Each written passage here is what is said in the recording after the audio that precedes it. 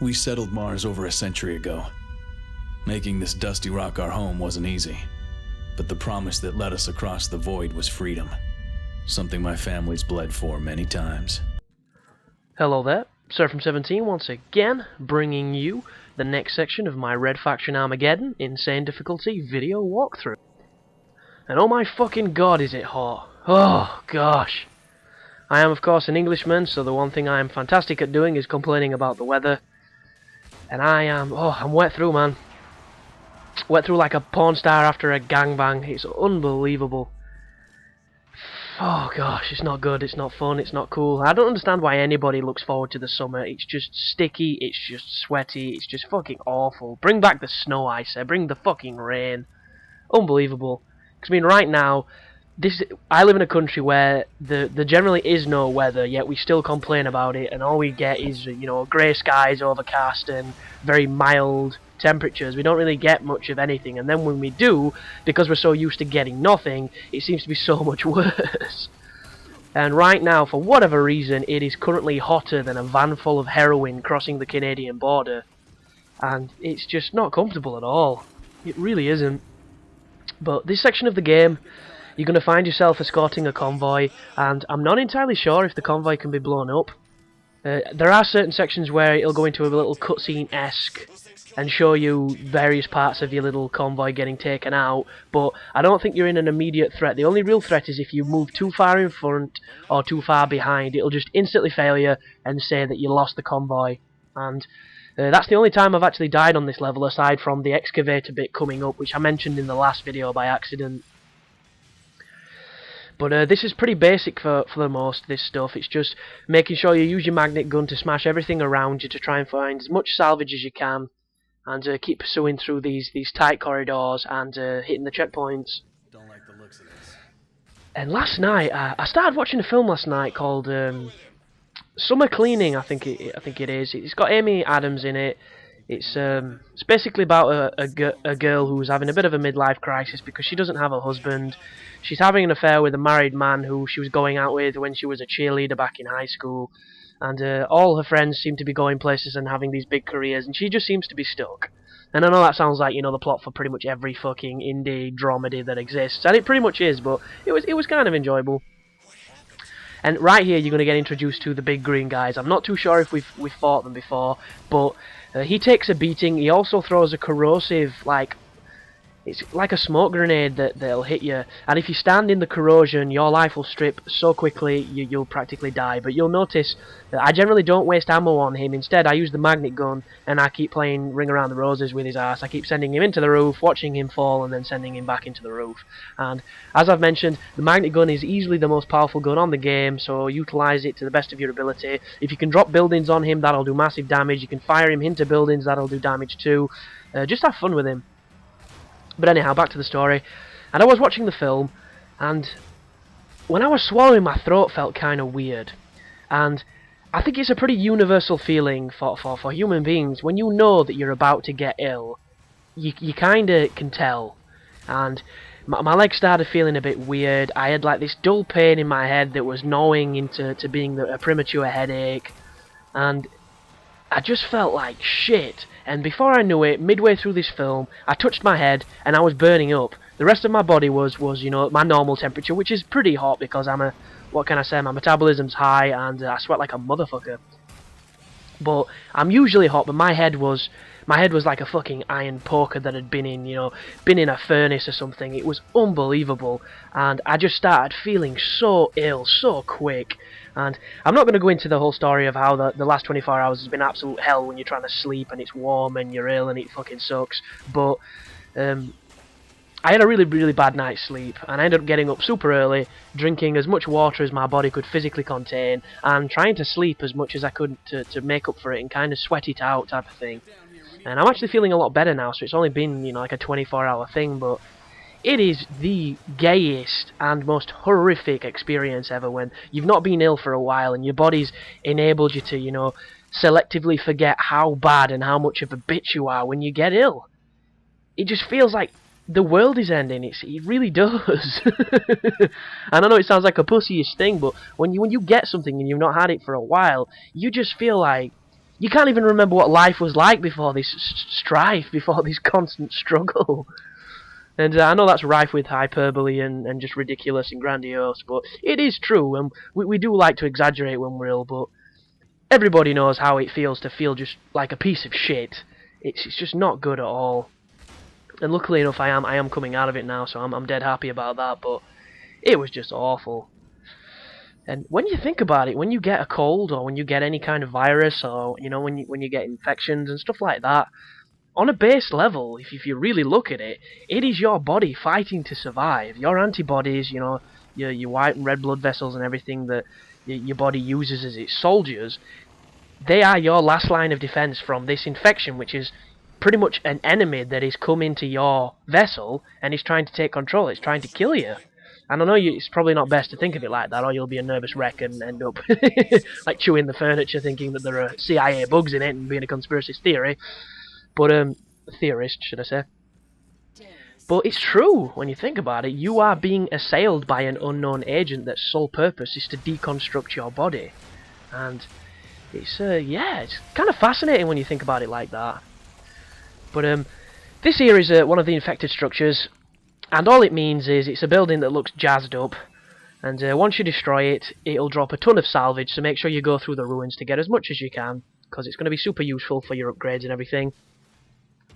And it mentions that the infected buildings give the enemy strength or spawn enemies, but in all honesty, I haven't really seen an effect like that, so I don't really think that that's important, aside from a lot of the time they're an objective. And one of the main advantages of them being an objective is when you kill them, you'll get a checkpoint like I just did. But there is the plasma cannon, a weapon you'll be reminiscent from the times when we were in the Red Faction army. Make sure you swap out a gun you don't use for it, because it is a fantastic weapon.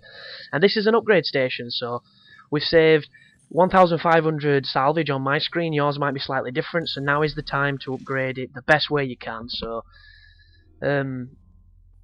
I've purchased fast hands and evasive roll. Am I going to buy a recoil reduction? I don't think I do, actually, because I don't use the guns that need it. I might just be saving it. Who knows? But this is the hardest section of the game so far. This is definitely one of the more challenging moments.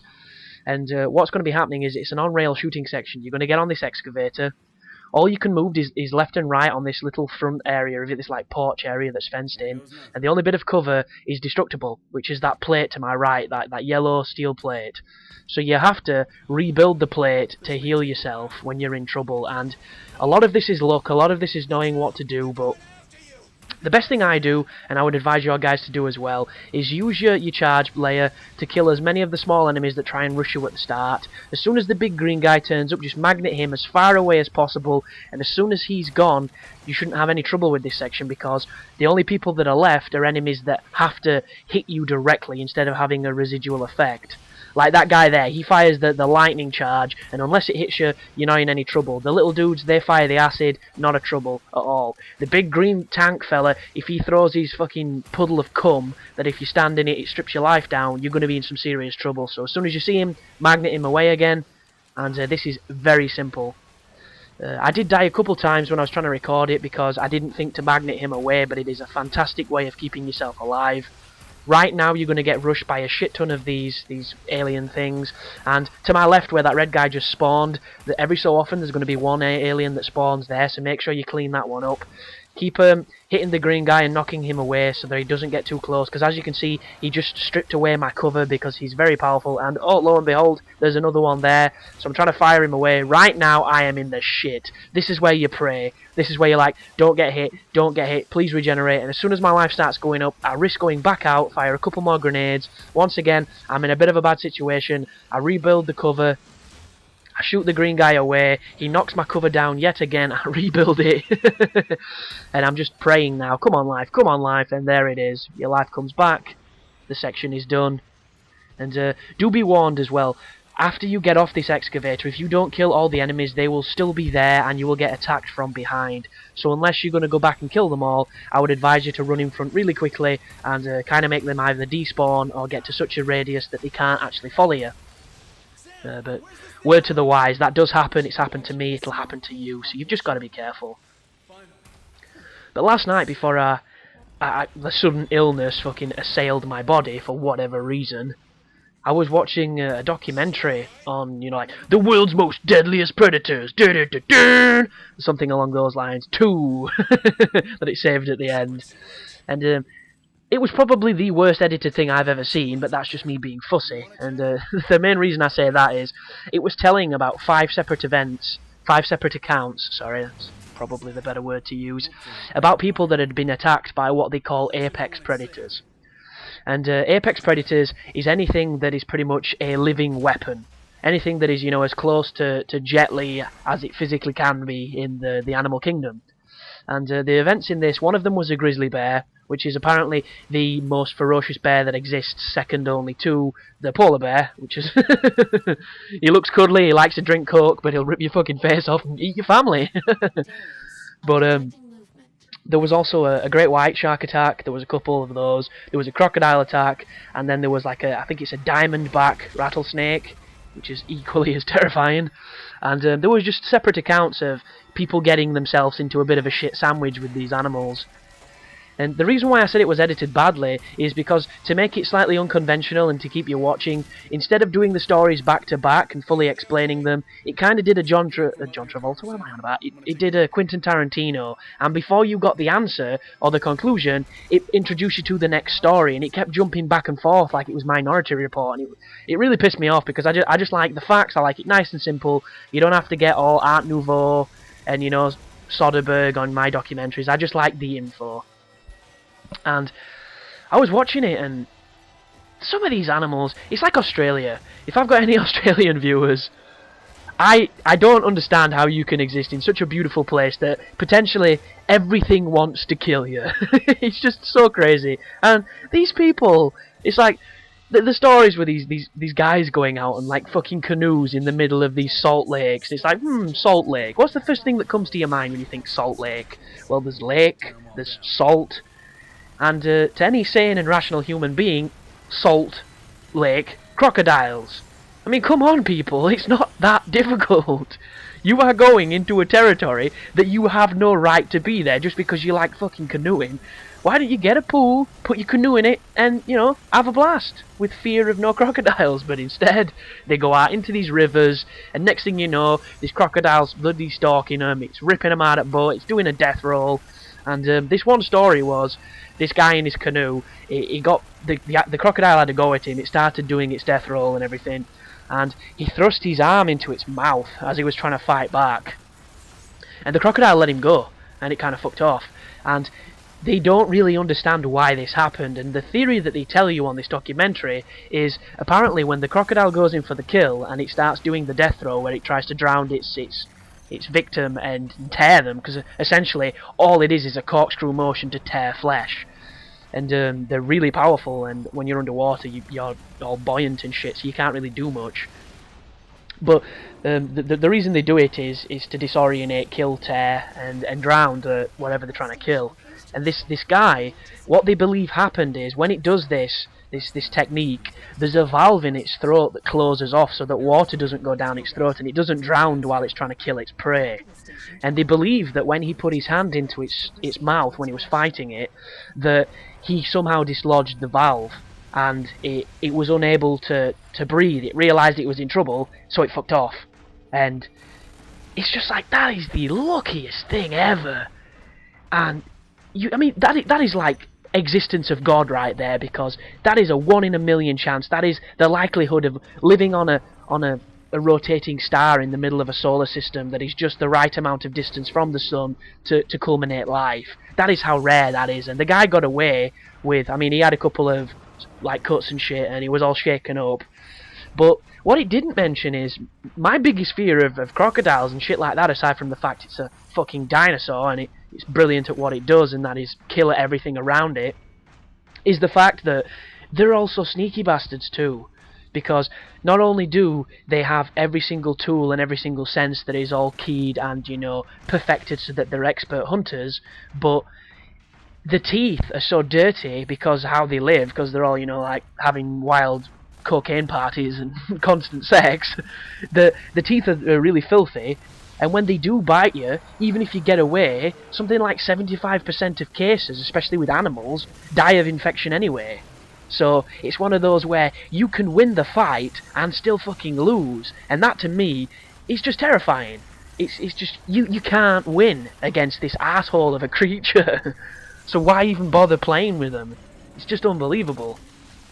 But the reason why I'm talking about you know, when wild animals kill silly bastards too, is because at this moment right now, when you're in the exoskeletons, you don't need my help to use this exoskeleton. All I really have to say is the blue bar is your shield, the white bar is your actual health. The white bar does not regenerate, but the shield does. If you manipulate combat in such a way that you're always regenerating your shield, you should have no problems with this section of the game at all. There's only one section where you might have trouble, and that's if you put your suit where the lift comes down, like I do in the next video, and the lift actually kills me. So you'll just have to watch out for that. But there's a couple more stories on that animal program I watched. So I've got to talk about them because I am fascinated by documentaries. I absolutely love watching stuff. I love learning about the most redundantly stupid and crazy things that'll probably never benefit me in life unless I'm a professional pub quizzer. But it's just so fascinating, some of these animals. And the grizzly bear tale that was in the program was about these two surveyors for like a woodcutting company, and they were going through, like, I don't know where it is because I'm not too sure of the geometry of America, but I'll say something like Alabama or Ohio or something ridiculous like that. And they were going through the cedar woods and picking out trees. I'm probably making all this wrong, but I didn't pay that much attention. And they hear a noise behind them, and they can't see anything, and before they know it, there's this massive agitated male grizzly bear running at them, and one of the guys manages to climb a tree, but his buddy isn't quite so lucky, and the bear starts mauling him, it starts attacking him. And the account that this guy says is he was a wrestler on the wrestling team at his college, his you know, his national college or whatever the fuck it, all those, you know, NCAA and all those titles and stuff. So this guy he's pretty built, and he's used to, you know, using inertia in his body weight to pin a human and to manipulate another strong man. And this bear is just fucking having its way with him, just full on, just throwing him around. And he says he's never felt more, you know, powerless in his life or afraid. And this bear, like, it splits his skull, it does all sorts of madness. But I'm gonna have to continue this in the next video, guys. The game just crashed there, if you're wondering. I had to reload the segment, which was a pain in the ass, but thanks for watching, I hope it helped, and you take care now.